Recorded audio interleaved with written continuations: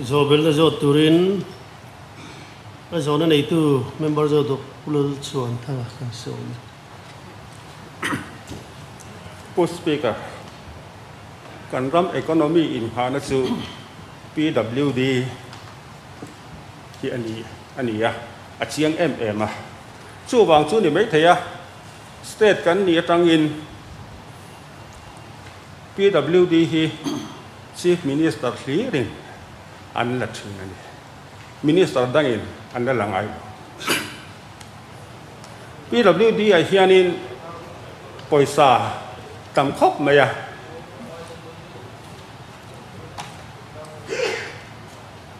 ni kuma PWD na poisa an manza thi vai bel che zaruk somnga le pathum ania pu speaker an mu na te kan soinge state panatangin vai bel che somret le panga EAP atangin vai bel che za som pakwa naba tatangin vai bel che som kwa pakwa central road panatangin vai bel che somli pali PMGSOI tangin vai bel che zathum le paruk avain cheng vai bel che zaruk somnga le pathum ani nikum hasa sang hi som pakwa som hnia phei kha chon atam le zola vai bel che zakwa som kwa pali ne atam khop mai amai ro chu pu speaker ti hian kan kong hi a che em renga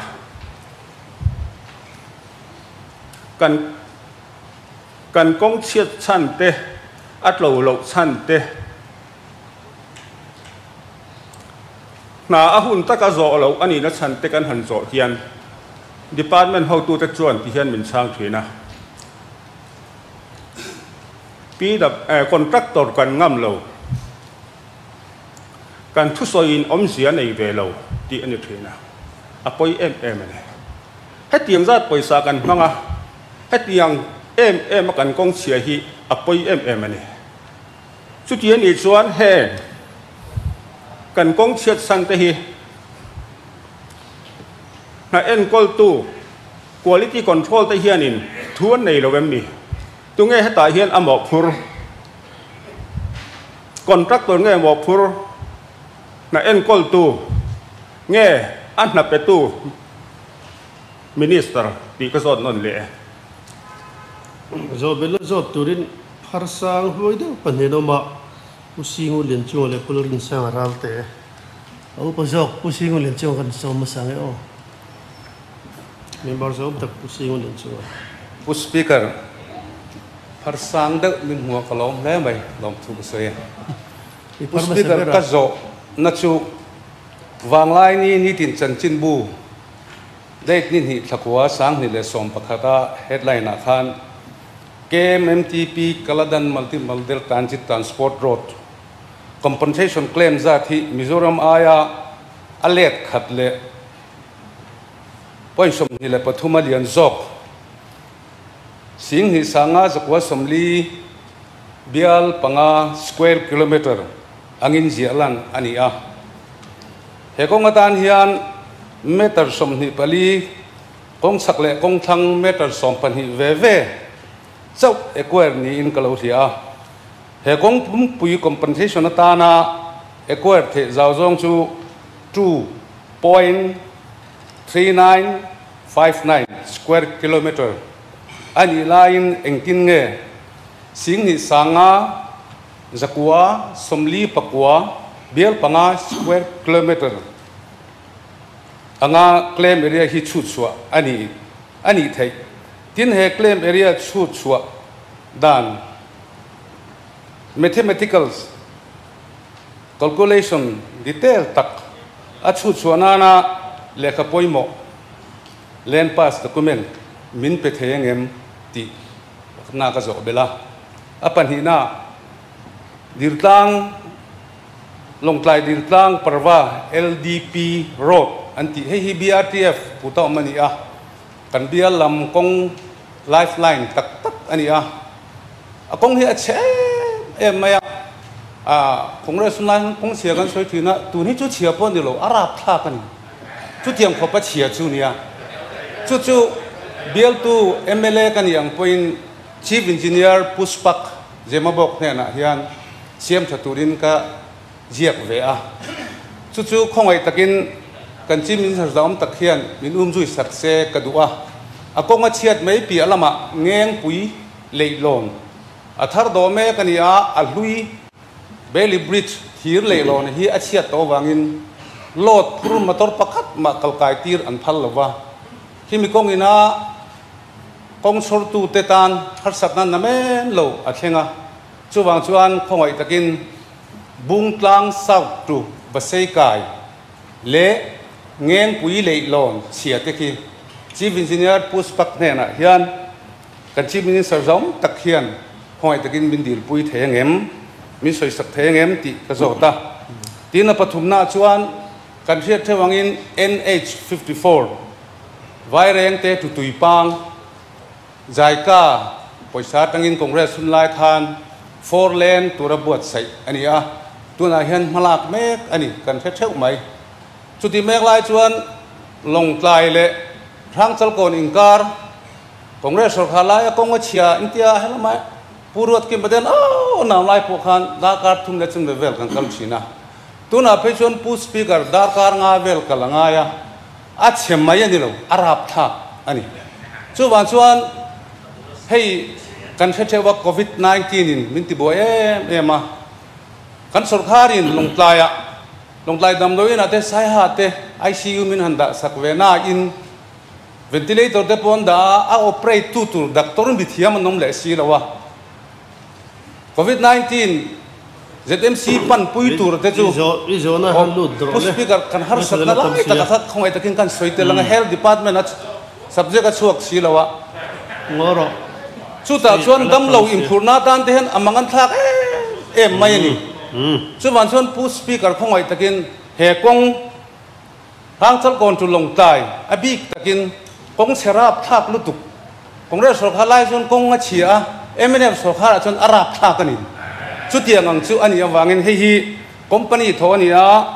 NSIDCL te ne na kan Chief Minister in akhuar lai te hi min ho kha sak turin le athei ang anga mi siam kha sak turin ma min lak sak thei ngam ti kha kan zo ani kalome le simle ben zo ta mar to blama tagin BL2 pularin sa ralte member jam tak some pu speaker kalome PWD changtu Minister Zom tak chana tan ka zona chu hi ni ramri su om nuwa abikin ser lui bial chunga ramri hum halna tur le mason na turin na tho PWD hian anayem anayani chon thoi muna tenge malak na anai ti min chu thu chuan kalom ngotang ole kar ki khlom khop maya atheyang ang chang turin Zoramthanga Chief Minister Zom tak PWD chamtu kan some pu speaker an zona nei tu pulal Zoramthanga kan member Zom takinan soika an riat ang khan executive engineer pakhatle engineer dang palila in quality control le development division ka anen kol thina ni ti kha kan chan na kha ni towa an zo bel na khan kong chiat hei kong chiat tam sia tunge mo phur a then chu a hun lo lai ti mai la hei chu la thatu ra ngai ni lain a chia a then chu che sim tam tak te poma tu mo nge engineer ho nge contractor nge a Sorkar nge ntia nia amo te chu anin pek dan chi rang soi dan chi rang poka a om treu ka ringa a soi pakata kan contractor kan ngam lovan yanti ntia contractor ho chun soi ve tung se engineer mon pek na tur ka chu lian ta kan yenga tin a then chun na chang lo chun a Sorkar lam ron mo efficient tok lovan pelom te pon tianga in khove lenga tinge sualna tamem tila izu wanga ni drak wanga ni mei chiat mi pat wanga ni chumi wanga ni ti dik vek si ka soitura ta manga khatiang deu ka PWD kawng chhe te pawh ni anga atlang pui thuin kan hriat theuangin kan ram chu monsoon area nia chu wangin monsoon area ruan sur tak taka katiom chuan kan pavement kan alcatra te heng te tuinan chia chhechak maya miramain na sa takina chhechaka chu ventuna pe chuan concrete cement concrete ti hi aziom beranga tin kong tam tak chu tuna tang hian athayang chin chu cement concrete in kan han ti tarenga atlo potlova cement concrete chu kan kong chiat sak na ber chu he bitumen kong le monsoon area han in tonga le lo mina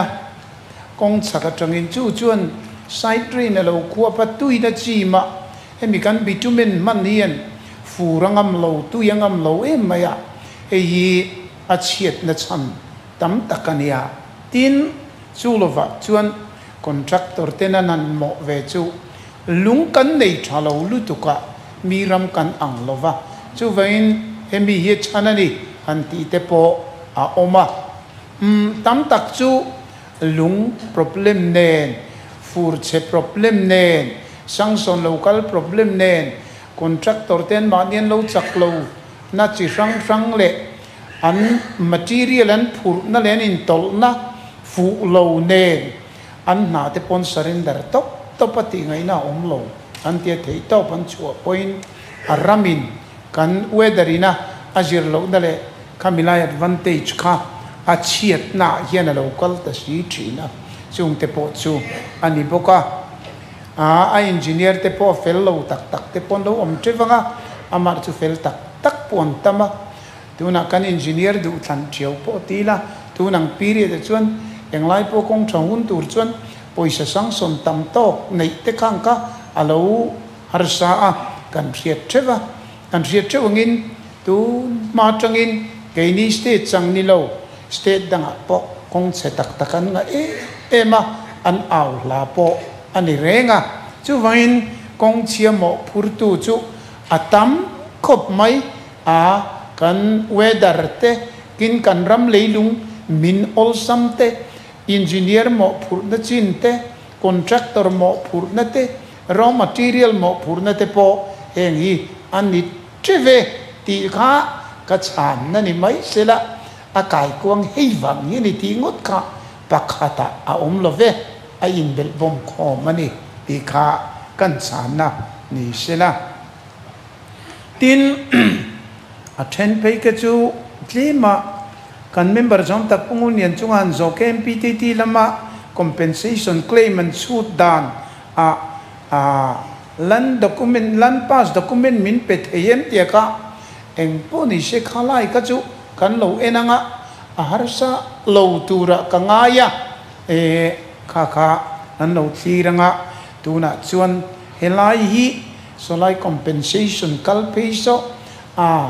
kan member jong tak appeal tu te len hai vai lam pe ka chu a hrechiang berin lianga a boi thak maya lo pung le hlui mai thina entinan mun mizoram mun tam taka po an khuwa atlo ngeya kata tanga compensation lak du wanga kongrem lo zo herrem tuma company lamle atitu ten du lovai khuwa le khuwa po innora kongkal lei thei lo lai kong lei thei lo lai atam khopa chu vain somikan kaladan multimodel project po hi rinai takin kan titlang thata amar chu ta fel lo lai la oma chung chu kan lo et thei to pin kan lo en zuyenga alan pass document ka chu eng ange ni ye thei tura ngai tai la ka churon pe kan tum don nia somitlang lan so kan va in kan ngang lel tlanga Sorkar lam point thei to pan lo chu don nia tin PRT fin dil tlang lam pang kong chia ti ka square kilometer sing hi sanga zakua somli bial panga Mizoram aya zau compensation claim anga chu ta kha adik rengem ti sual pal ani nge khalai ka min sang them hemi ta tang im document atang hian an ron tiang chu to claim nge adik matik lovem ti ka heta handap chopa chu na buai tlak le tu ka number sing te le ni to chu wangin an computer te heta in chopa han mer chua thei ka ni to lo kala ma ka chu kan lo en don ni dik lo lampang ka Mizoram ai zau claim chu dik lo claim o mani chuan adik lo ti chu zo ngai lo va chiang sa ni maya amar chu tu te nge claim khami claim khan entertainem enge ti la me ro chu nia heta alan pass document hemi tang hian alo chiang ang chu tin dil tlang kong BRTF inanen kolgi a che maya leilon te po siam thata ngai lu tu ka har sa si chu wangin hi BRTF lama min soi pui ula ti kha dia kan thei to pin ke ni po kan lo soyanga kan riat the ongin fur lai chuan tu Sorkar apo konga chhe ti chu kan vai riat la na ni amar cha bik takin tu nai chu kan covid wangin labor po a BRTF ani ma contractor ni mo an mu thei bik lova chumia wang chuan har sana chitin reng hi kalkong siam chungchang thua po emi kan covid period a hi chuan azual kai bi kan ti chu mi pui zong ina kan riat ania chu wangin hian sa eng poni se kong te chu a chelai tama kong che mem lai te chu te me mai thaviau lai po tam viavadi ti ka kan riat ve po thaboka tin long tlai dil tang parvro ta khasan bung tlang atang lam ka athlai omlo setak khini nia solai chu chianga solai lo po so thadang atame ti zoram pum pui kong che me mani lo ve ka zukti na nia